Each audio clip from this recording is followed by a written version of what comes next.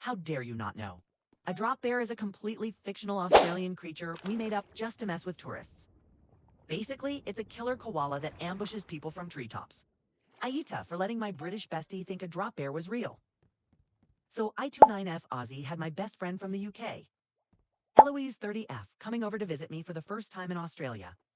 We've been best mates since our backpacking days in Thailand, over a mutual hatred for shared hostel bathrooms and a love of overpriced mango smoothies.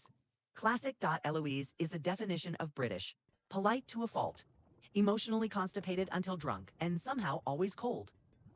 I told her January in Oz would be warm. She still brought a coat. A coat. Now, here's the deal. I love Eloise like a sister. But she has this smug little way of being like, oh, in London, we have better tea. Or in London, we don't fry everything. So, naturally, I plan to humble her with the full Australian experience. I'm talking meat pies, magpie paranoia, and a healthy serving of you might die any second. This is where the drop bear came in. For those who don't know, and honestly, yeah, we're that petty. And proud. So I told Eloise, just a heads up, when we go bushwalking, you'll need to smear Vegemite behind your ears. Keeps the drop bears away. Her eyes went wide. Wait, what? Like a bear? Why isn't this on the news? I nearly choked on my Tim Tam. They censor it. Tourism dollars. She nodded solemnly. Bloody hell. Typical. I had her put 2 thick streaks of Vegemite behind her ears. She looked like a rugby-playing warlock. She asked if she should wear a helmet. I said it wouldn't hurt. Hidden CTA moment. Vegemite application is a metaphor. Apply your metaphorical Vegemite and stay protected from boring content. Don't forget to follow for more chaos. Anyway, we hit a bush trail. I made ominous noises every time we passed under a tree. At one point, I gasped and ducked. She full-on sprinted behind a bush. It was glorious.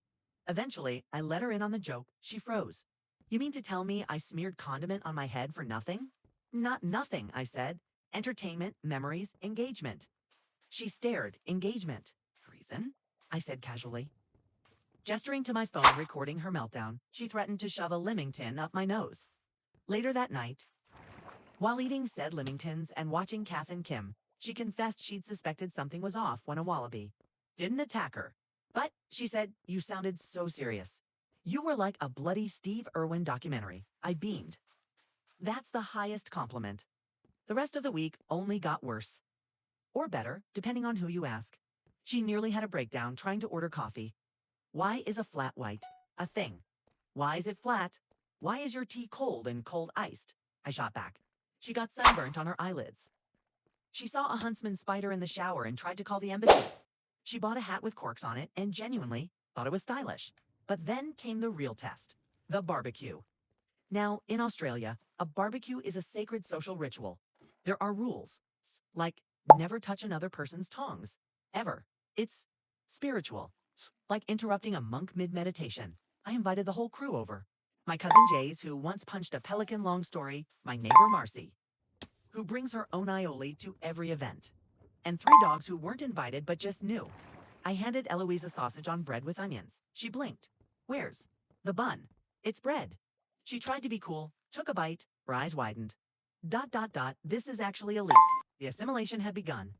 Everything was going too well. Until Eloise offered to cook something British for the barbecue. That was the moment I should have stopped her.